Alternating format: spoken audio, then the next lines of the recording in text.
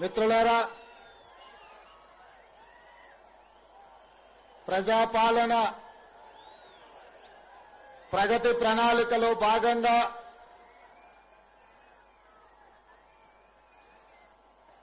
మన గడ్డ మీ పాలమూరు బిడ్డ గత 2 రోజులుగా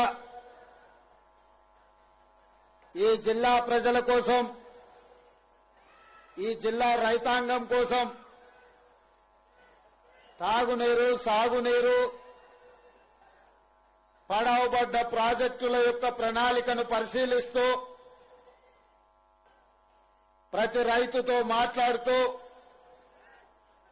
ప్రభుత్వ ప్రణాళికలను పరిశీలించుకుంటూ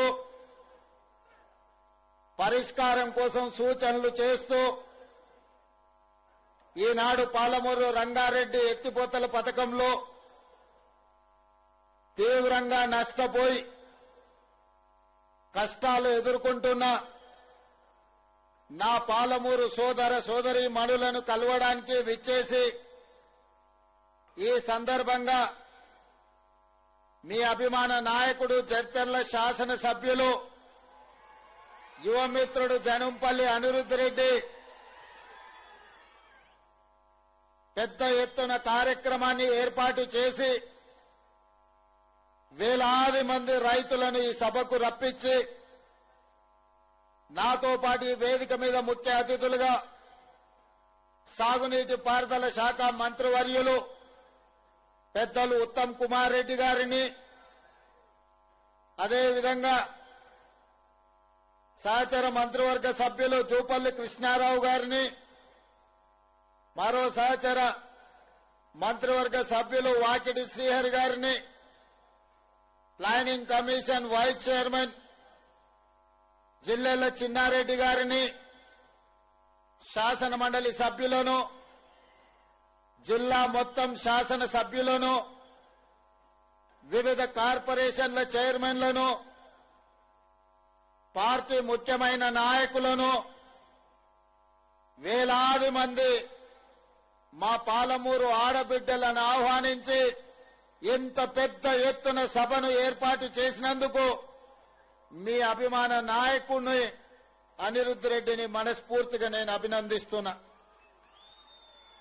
మిత్రులారా, మీ అందరికి గుర్తుండే ఉండొచ్చు, 2009న కరీంనగర్ జిల్లాలో ఓడిపోతా అని అక్కడ ఇచ్చిన ప్రజలకు మాట నిలబెట్టుకోలేదని, మళ్లీ వాళ్ళ చేతికి దొరికితే చీల్చి చింత గడతారని అక్కడి నుంచి ఇక్కడికి ఒక నాయకుడు వచ్చిండు. తెలంగాణ ఉద్యమం పేరు చెప్పిండు.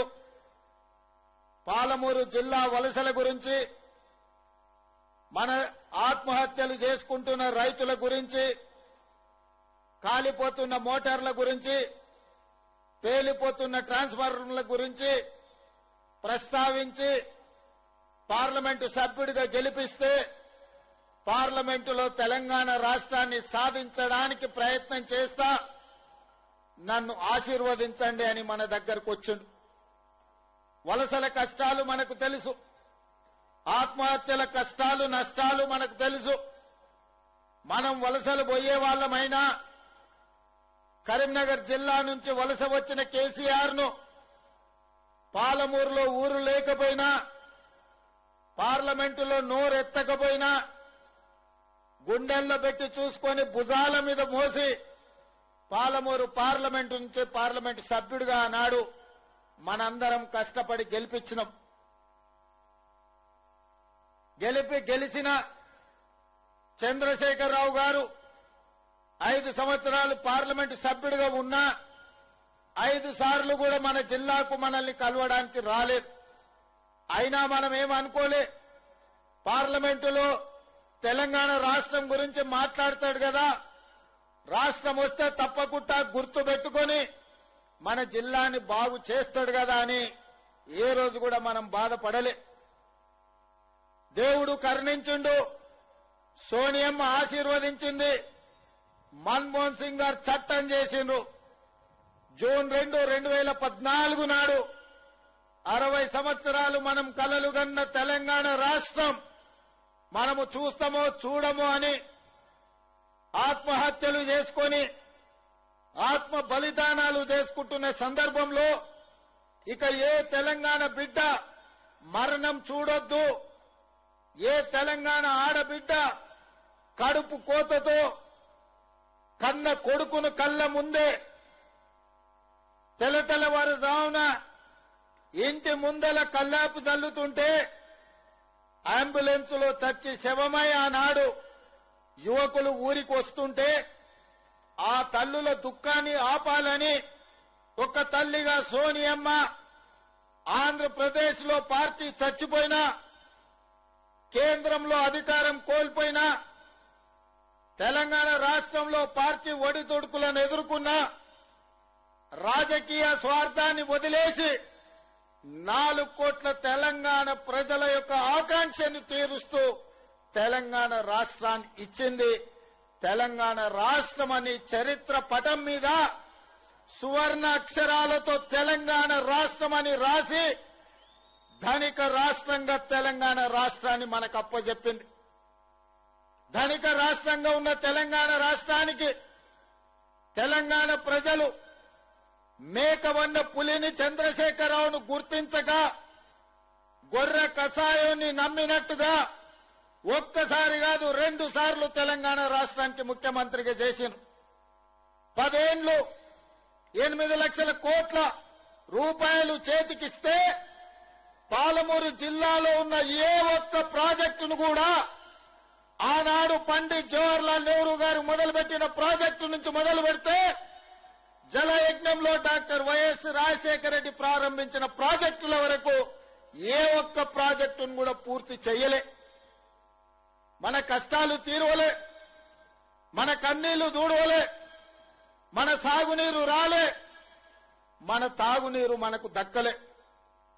మిత్రులారా, ఇవాళ నేను అడుగుతున్నా, ఇవాళ కొంతమంది మాట్లాడుతుండ్రు దొంగలకు సత్తులు మోసేటోళ్లు, తిన్నింటి వాసాలు లెక్క పెట్టేటోళ్లు, అన్నం పెట్టినోంటే సున్నం పెట్టేటోడు నిన్న మన మహబూబ్నగర్ జిల్లాలో మాట్లాడుతుండు పాదయాత్రలు చేస్తామని. మీరు పాదయాత్రలు కాదు, పొర్లుడు దండాలు చేసినా పాలమూరులో కాదు, పాలమూరు నుంచి కాశీ వరకు పొర్లుడు దండాలు చేసుకుంటూ పోయినా మీరు చేసిన పాపాలు తీరవు. మీరు చేసిన అన్యాయాన్ని ఈ జిల్లా ప్రజలు మరవరు.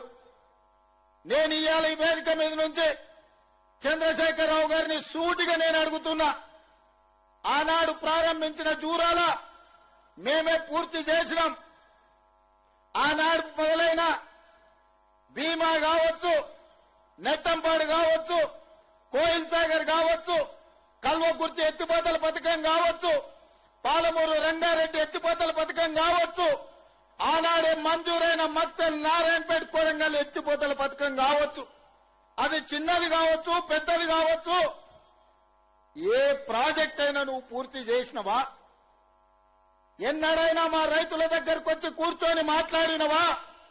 మీ కష్టమే, మీ సాగునీళ్ళేంది, మీ సమస్య ఏంది, పరిష్కరించడానికి నేను ఉన్నా అని ఎన్నడైనా మా రైతాంగానికి, మా పాలమూరు బిడ్డలకు భరోసా ఇచ్చినవా అని నేను అడుగుతున్నా.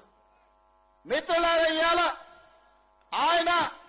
ఆయన తర్వాత ఆయన కొడుకు, ఆ తర్వాత ఆయన మనవడు రాజ్యాలు ఏలాలంట, మన దళితులు చెప్పులు కుట్టుకోవాలంట, మన ముదిరాజులు చేపలు పట్టుకోవాలంట, మన యాదవ సోదరులు గొర్రెలు కాసుకోవాలంట, బర్రెల్ని చూసుకోవాలంట.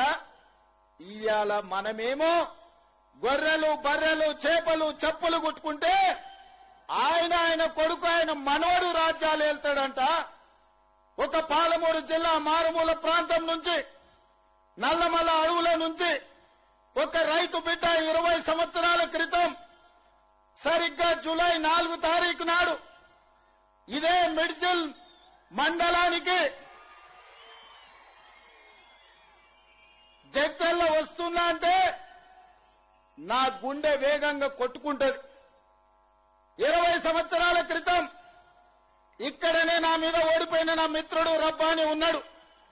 ఆనాడు రబ్బానీ మిర్చిల్ నుంచి గెలిస్తే జిల్లా పరిషత్ చైర్మన్ చేస్తాను డాక్టర్ వైఎస్ రాజశేఖర రెడ్డి చెప్పిండు. కానీ మిర్చిల్ మిత్రులు ఒక యువకుడు వ్యవసాయ కుటుంబం నుంచి వచ్చిండు, మా జిల్లాకి ఏమైనా చేస్తాడేమో అని ఆనాడు కప్పు శాసన గుర్తు మీద ఓటేసి జూలై 4, 2006 నాడు ఒక చిన్న మొక్క నాటిండ్రు.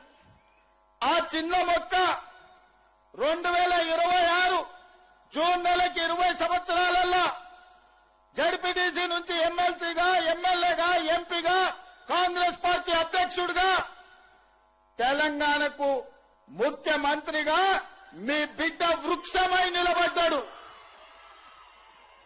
మీ బిడ్డ పాలమూరులో ఉన్న మర్రి చెట్టు ఎంతమందికి నీడనిస్తుందో ఈనాడు మీరు ఆశీర్వదించి, ఆనాడు మీరు అభిమానించి గుండెల్లో పెట్టుకొని భుజాల మీద మోసిన జడ్పీటీసీ ఈనాడు తెలంగాణ రాష్ట్రానికి ముఖ్యమంత్రి అయి మీ ముందర నిలబడ్డాడు.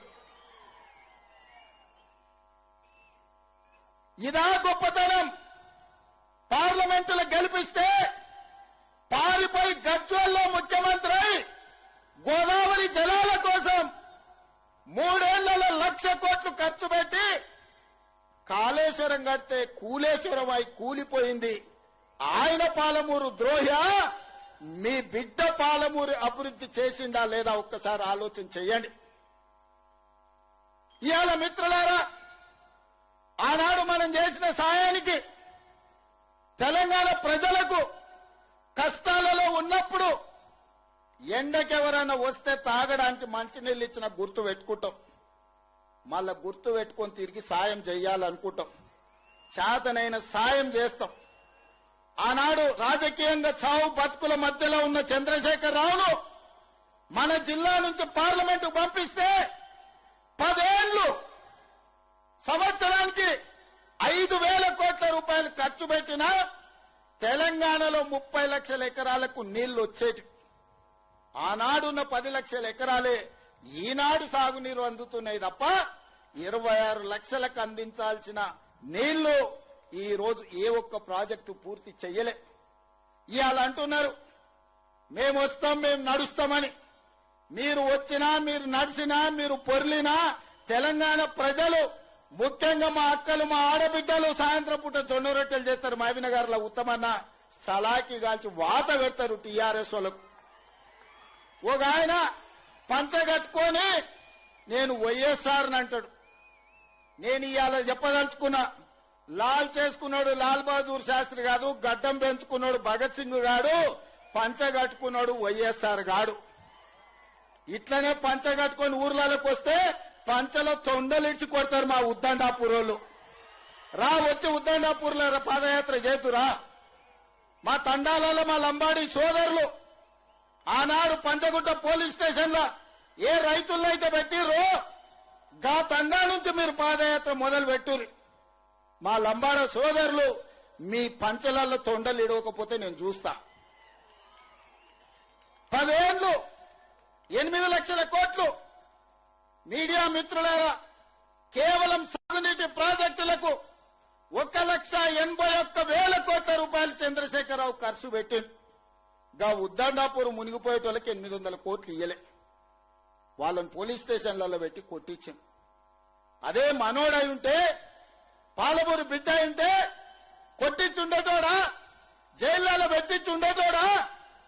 ఆడెక్కడోడే కాబట్టి, ఎవరో కాబట్టి మన మీద అభిమానం లేక, మన మీద కక్షతోని అహంకారంతో ఇవాళ మనల్ని అందరినీ కేసులలో పెట్టారు. పెద్దలు చెప్పారు మట్టికి పోయినా మనోడే పోవాలని, ఎట్టికి పోయినా ఇంటోడే పోవాలని. ఇవాళ మీరందరూ ఆశీర్వదించి, మీరందరూ నమ్మకంతో, విశ్వాసంతో ఆనాడు ఏ విధంగా అయితే మిడ్చల్ మండలం నన్ను జడ్పీటీసీగా గెలిపిస్తే, ఏ విధంగా అయితే నేను ఎదుగుతూ వచ్చినో, ప్రతి సందర్భంలో ప్రజలకు చేసుకుంటూ వచ్చినా, ఇవాళ నేను ముఖ్యమంత్రి అయినా కాబట్టే 22,000 కోట్లు రాష్ట్రం మొత్తం సాగునీటికి ఖర్చు పెడితే ఒక్క మన జిల్లాకే 8,000 కోట్ల రూపాయలు నేను ఇచ్చిన. మా ఎమ్మెల్యేల అసెంబ్లీలో అన్న అన్ని పాలమూరికే తీసుకుపోతావా, మా సంగతి ఏందని అడిగారు. మీరు కూడా చూసారు. నేను చెప్పిన అయ్యా మాది 60 ఏండ్ల గోస, మాది వలసల బతుకులు. ఇవాళ నేనున్నా, ఇక నేనున్నప్పుడు కూడా మా వాళ్ళకి ఏం చేయకపోతే, ఓ బుక్కెడు పువ్వ ఎక్కువ పెట్టకపోతే వడ్డించడానికి నేను ఉండి కూడా దండగా, ఇక మీరేమని అనుకోండియా మా జిల్లా కొంచెం ఎక్కువ పెడతా అని చెప్పిన. పెద్ద మనసు చేసుకొని ఉత్తమ్ కుమార్ రెడ్డి గారు, భట్టి విక్రమార్క గారు సహకరించి ఇవాళ మన జిల్లా నుంచి ఏ కాగితం పోయినా ఇవాళ మనకు పనులు అవుతున్నాయి, నిధులు విడుదల అవుతున్నాయి. ఇంతకుముందే ఎన్నమైండు అనిరుద్ధ్ చెప్పినట్టు జైళ్లు కట్టాలని వాళ్ళు అనుకుంటే, మా పిల్లలు చదువుకొని ఇంజనీర్లు కావాలి, లాయర్లు కావాలి, డాక్టర్లు కావాలి, ఐఏఎస్లు కావాలి, ఐపీఎస్లు కావాలి, ప్రజాప్రతినిధులై దేశాన్ని ఏలాలని IIITతో పాటు యంగ్ ఇండియా ఇంటిగ్రేటెడ్ రెసిడెన్షియల్ స్కూళ్లు, ఇంజనీరింగ్ కాలేజీలు, మెడికల్ కాలేజీలు ఇవాళ మన జిల్లాకు మంజూరు తెచ్చుకున్నాం. ఒకప్పుడు బడికి పోవాలన్న కొడంగల్ మహబూబ్నగర్ రావాలి, తాండూరు పోవాలి, పరిగి పోవాలి. ఇవాళ హైదరాబాద్ లో ఉన్నోడన్నా ఎంబీబీఎస్ చదవాలన్నా, ఇంజనీరింగ్ చదవాలన్నా, పాలిటెక్నిక్ చదవాలన్నా, డిగ్రీ చదవాలన్నా, సైనిక్ స్కూల్ కు పోవాలన్నా, నర్సింగ్ కాలేజ్ చదవాలన్నా ఇవాళ కొడంగల్కి వచ్చేటట్టు ఒక పెద్ద ఎడ్యుకేషనల్ క్యాంపసే ఈ రోజు కట్టుకుంటున్నాం 250 ఎకరాల. ఇవాళ ప్రతి నియోజకవర్గానికి young India integrated residential school ఇచ్చినాం. నేను ఈ వేదిక మీద నుంచి మా అక్కలకు చెప్పదలుచుకున్నా, ఇండ్లు గాని, పెన్షన్లు గాని, భూములు గాని మన బతుకులు మార్చవు. మన పిల్లల చదువులే మన బతుకులను మారుస్తాయి. మన పిల్లలు చదువుకుంటే మనం బాగుపడతాం. మన పిల్లలు డాక్టర్లు అయితే మనం పడ్డ కష్టం మర్చిపోతాం. మన బిడ్డ ఇంజనీర్ అయితే మన జీవితంలో వెలుగులు నింపుతాడు. మన బిడ్డ ఒక ఐఏఎస్, ఒక ఐపీఎస్ అయి, ఓ కలెక్టర్, ఓ ఎస్పీ అయి వస్తే మన గౌరవం పెరుగుద్ది. మన పిల్లల్ని మనం చదివించుకోవాలి. ఓ పూట తిన్నా తినకపోయినా ఇంటి ఆయన నగదు ఉంటే సాయంత్రం పోయి బెల్ట్ షాప్ లో ఇచ్చొచ్చినా ఆయనను ఒంగబెట్టి 2 గుద్దులు గుద్దైనా ఆయన జేబులు ఉన్నది గుంజుకొని పిల్లలను చదివించుకోవాలి. చదువుకుంటేనే మన బతుకు బాగుపడుతుంది, మన జిల్లా వలసలు ఆగుతాయి. చదువేందో, చదువు విలువేందో చదువుకుంటే మన బతుకులు ఎట్లా బాగుపడతాయో చూసిన వాళ్ళు. ఇవాళ ప్రభుత్వ పాఠశాలలనే చదువుకున్న మేము ముఖ్యమంత్రి స్థాయికి ఎదిగినామంటే చదువుకోవడం వల్లనే ఈ స్థాయి వచ్చింది. చదువు అనేది అత్యంత కీలకం. అందుకే ఈ జిల్లా వలసలు ఆపాలన్నా, మన పిల్లలు చదువుకోవాలన్నా, మన రైతులు బాగుపడాలన్నా, మన ఆడబిడ్డలు తలెత్తుకొని గౌరవంగా బతకాలన్నా పాలమూరు జిల్లా సస్యశ్యామలం కావాలి. ప్రతి ఎకరాకు నీళ్లు ఇవ్వాలి, ప్రతి ఊర్లో బడి ఉండాలి. నేను ఇవాళ ఒక్క మాట చెప్పదలుచుకున్నా, ఆత్మ గౌరవంతో బతకాలంటే ఇందిరమ్మ ఇల్లు ఉండాలి. ఇవాళ మన జిల్లాలో హనుమాన్ల గుడి లేని తండా ఉండొచ్చు, గూడెం ఉండొచ్చు, గ్రామం ఉండొచ్చు. హనుమాన్ల గుడి లేని తండానన్న ఉండొచ్చు, గూడెమన్న ఉండొచ్చు, ఊరన్న ఉండొచ్చు.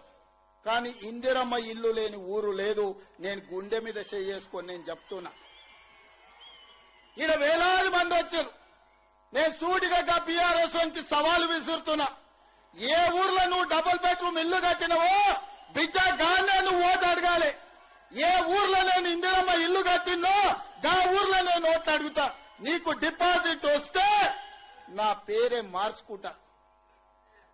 మీద బతుక డబుల్ బెడ్రూమ్ ఇల్లు ఇస్తామని, దళితులకు 3 ఎకరాల భూమి ఇస్తామని, కేజీ టు పీజీ ఉచిత విద్య ఇస్తాని, ఉద్దర్నాపూర్ లో మునిగినోళ్లకు ప్రభుత్వ ఉద్యోగం ఇస్తాని నోరు తెలిస్తే అబద్దాలు చెప్పి ఇవాళ మేము పనిచేస్తుంటే కాళ్ళల్లో కట్టబెట్టి అడ్డం పడి మా పాలమూరు అభివృద్ధిని అడ్డుకుంటావా? మా పాలమూరు బిడ్డలు మంచోళ్లే. మట్టి పని, తట్ట పని, పార పని, పలుగు పని అన్ని పనులు చేస్తాం. అడ్డం వస్తే నీ పని కూడా చేస్తాం. నేను తవ్విన గోతుల్నే మట్టి తీసుడే కాదు బిడ్డ, పండబెట్టి మట్టి కప్పేది కూడా మా బిడ్డలకు తెలుసు. నువ్వు అనుకుంటున్నావేమో ఈ జిల్లా ప్రజల అమాయకులు 2009లో మోసం చేసినట్టే మళ్ళోసారి మోసం చేద్దాం అనుకున్నావని.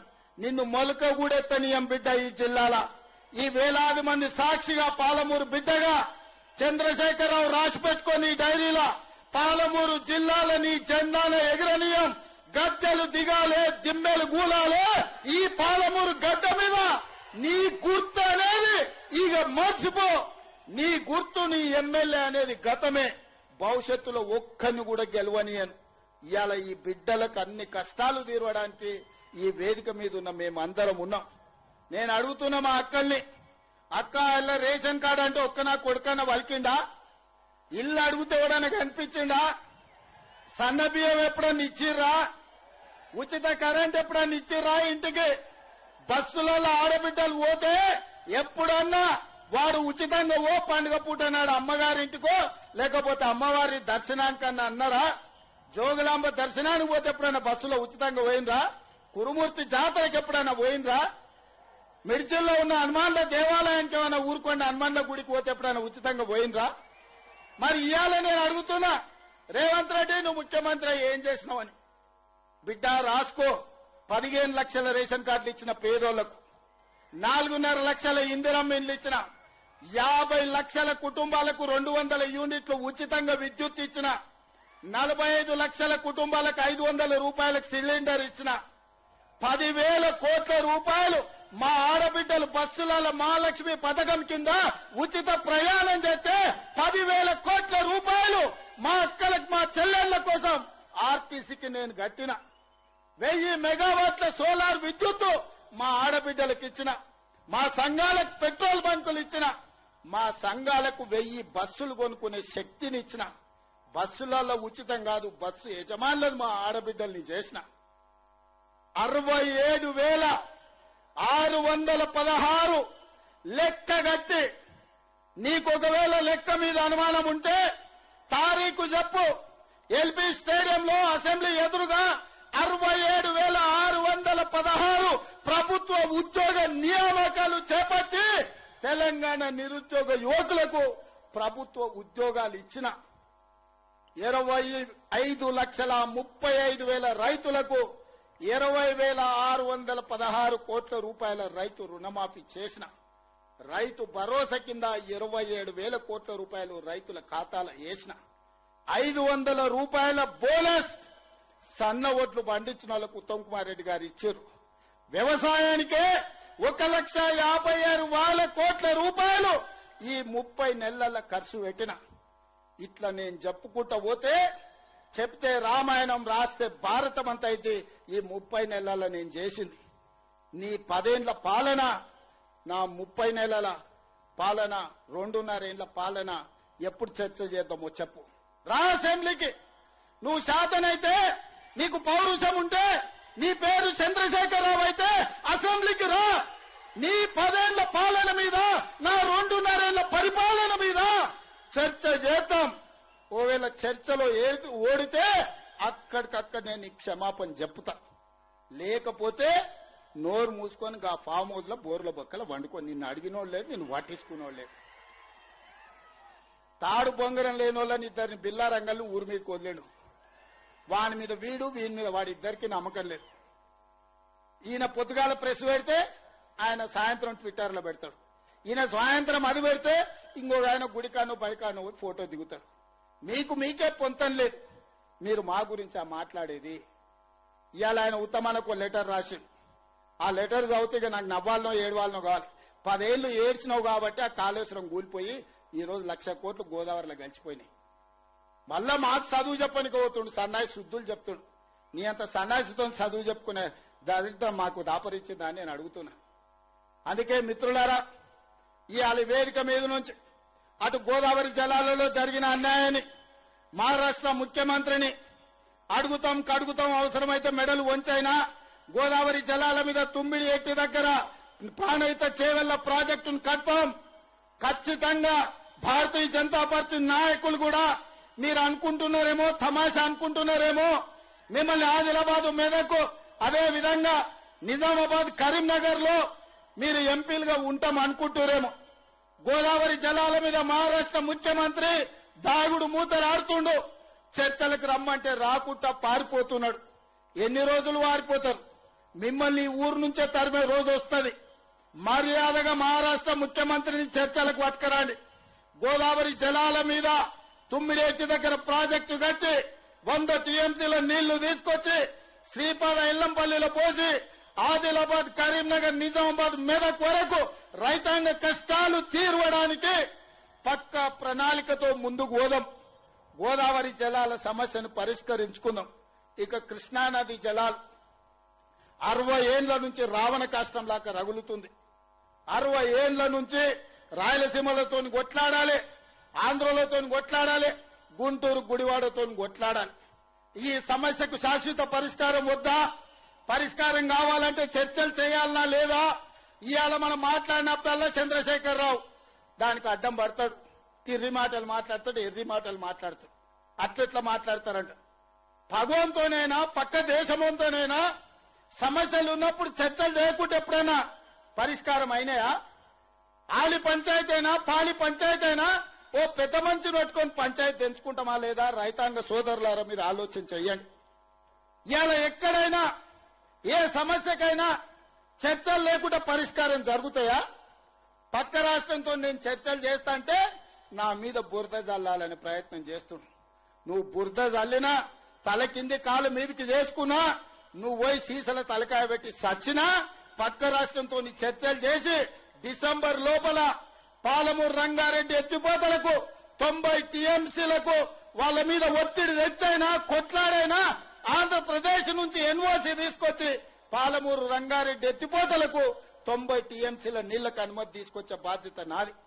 అదే విధంగా డిండి ప్రాజెక్టుకు 20 నుంచి 30 టీఎంసీలకు నీళ్లకు అనుమతి తెచ్చే బాధ్యత నాది.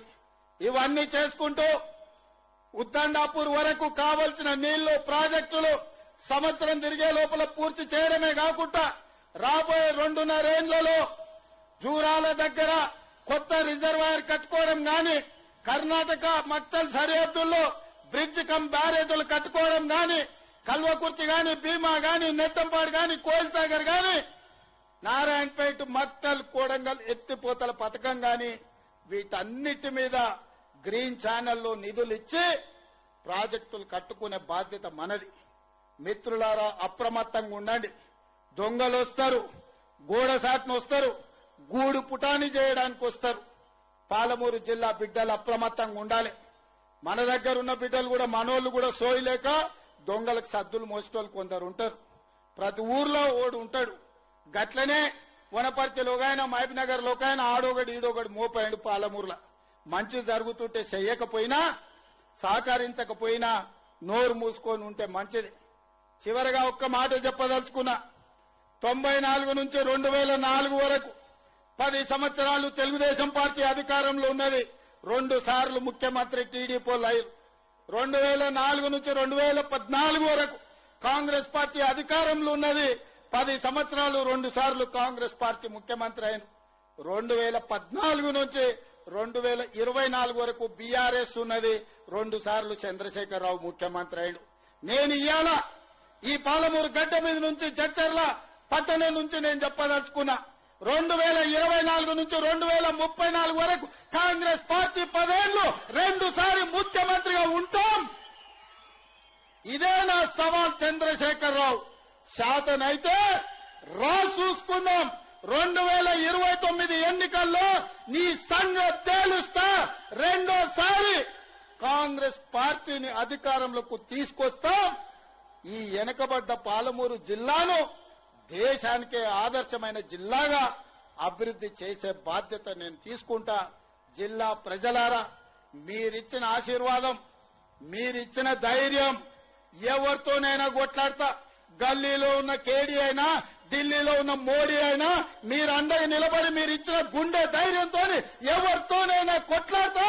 పాలమూరు జిల్లాను అభివృద్ధి చేసే బాధ్యత నేను స్వీకరిస్తాను తెలియజేస్తూ మీ అందరి దగ్గర సెలవు తీసుకుంటున్నా. నేను ఒక స్లోగన్ ఇస్తా, మీరందరూ దాన్ని కోరస్ ఇవ్వాలి. నేను ఔరేక్ బార్ అంటే మీరు కాంగ్రెస్ సర్కార్ అనాలి. సిద్ధమేనా? సిద్ధమేనా? సిద్ధమేనా? సిద్ధం అన్నోళ్ళందరూ చేయి పైకెత్తండి. ఔరేక్ బార్. ఔరేక్ బార్ అంటే కాంగ్రెస్ సర్కార్ అని గట్టిగా అనాలి. ఔరేక్ బార్. ఔరేక్